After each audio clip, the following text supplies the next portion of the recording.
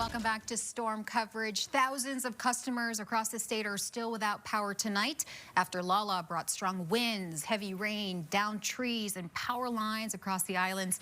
And for families sitting in the dark right now, the big question is, when will the lights come back on? We do know Hawaiian Electric crews have been working throughout the day to restore service, but in some areas, the damage is just extensive. Joining us live now is Hawaiian Electric spokesperson Darren Pai with the very latest. Darren, thanks so much for being with us. Hi, Bridget. Thanks for having me. I know you guys are working super hard this weekend. Darren, let's start with the number everybody wants to know. How many customers are still without power right now? Well, our crews, as you said, have been working nonstop as much as they can. And right now at this time, as of about 4 o'clock this afternoon, we had about 192,000 customers across Hawaii Island, where I am now, Maui County, and Oahu combined. We've restored power to about 180,000 customers across those islands, but there's still a lot of work to be done. A lot of the work today has been focused on, restoring power to the customers that we can get to, that we can access very quickly. But also, we've been doing a lot of work to assess the full extent of the damage. We really need to understand exactly what's broken, what needs to be repaired, and how we can prioritize the work to make the best use of our resources. One area of focus for us has been our transmission lines. Now, these are the main lines of the electric systems on each of the islands.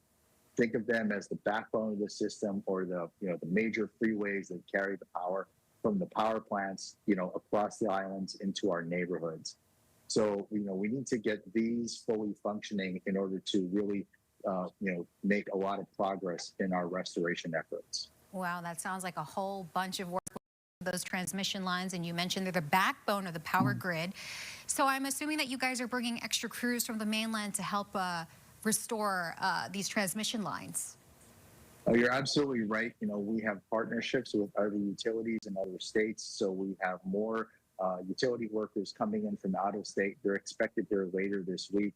They will really bolster our forces, allow us to keep rotating crews in and out, so we can get, fresh workers out in the field, to keep that work going. One of the big challenges is, as we've seen from all the video that you've been showing, the devastation is pretty extensive, and it makes accessing some of these areas very difficult. We're not able to bring in our trucks and our heavy equipment to some areas, so we really appreciate the cooperation with the state and county governments to help us, get that access. Some of these lines that have been damaged are really in remote areas, up in the mountains, deep in the valleys and ravines. So first, just doing the inspections to assess the damage, requires the use of helicopters or drones to get a real aerial look, because you can't just drive through those places to, do the inspection. So it's a long, involved process. So we really appreciate our customers' patience. We know that they want to get their power back as soon as possible. So, we're doing everything we can to make that happen. Patience is key here, folks. Darren, where is HECO seeing the largest concentration of outages? Well, they're really widespread across, each island is different. Here on Hawaii Island, where I am, all of the east side of the island is out.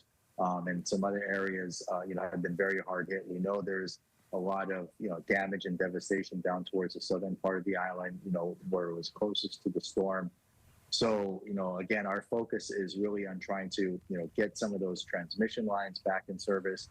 And then we can attack, a lot of the smaller lines, the ones that we see overhead in our neighborhoods and in our communities. For people who have been without power for hours, do you happen to have an estimate tonight for when most customers can expect to have their electricity restored? Unfortunately, not at this time. We know that that's what everyone's hoping for. We would like to be able to provide it, but, we want to, be realistic. The damage has been pretty extensive. And so, we just want you to know that we're working as hard as we can in some areas that are very remote, where the repairs are just going to take an exceptionally long time due to the extent of the damage or the difficulty accessing those areas. We want to advise our customers that it could be a really extended outage, possibly weeks, in some of the really remote rural areas of Hawaii Island. But, for most of our customers, we're really trying to push hard to get them back on as soon as possible. Of course, we have to trust the pros here for this, folks. And so speaking of the pros, can you talk to us? Maybe let's give a little bit of hope here for people that are still without power. Let's talk about the crews, the HECO crews. How many do you guys have out in the field right now? And you mentioned that we're going to be having some reinforcements come in this week. Yeah, so we have 500 Hawaiian Electric employees, contractors, and support workers, across Oahu, Maui County, and Hawaii Island. And, that's the full extent of our resources. And we've had them standing up over the weekend. And, the only time that we really pulled anybody back from the work was when the storm was really at its peak and it was really too dangerous to be out there operating the bucket trucks in those really strong winds. But as long as the conditions are safe and we're able to get our people out in the field, we're going to have them out there working to get the power back on. What kind of damage are those crews finding, Darren? Are we primarily talking about, trees on the lines, down poles, damaged transition lines? Is that what we're mostly seeing? That's the major cause of most of the outages. When we have severe weather like this, the leading cause of the outages are down trees and broken tree branches that fall into the lines. A lot of these trees, they grow very quickly here in Hawaii, especially some of the non-native species. They'll grow very quickly and very tall. And so, we're constantly working on trimming them throughout the year, but it is a persistent, risk that we deal with in Hawaii. Okay, so just to summarize, Darren, we have tons of HECO crews doing all that they can to restore power to tens of thousands of customers.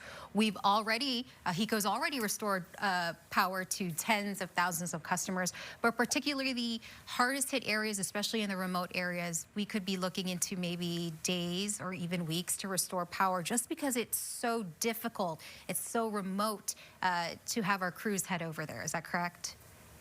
That's a pretty good summary. Yeah, thank you. All right. Well, Darren, thank you so much for that information. We really do appreciate it. We appreciate your time. Hopefully you and your team can get some rest at some point.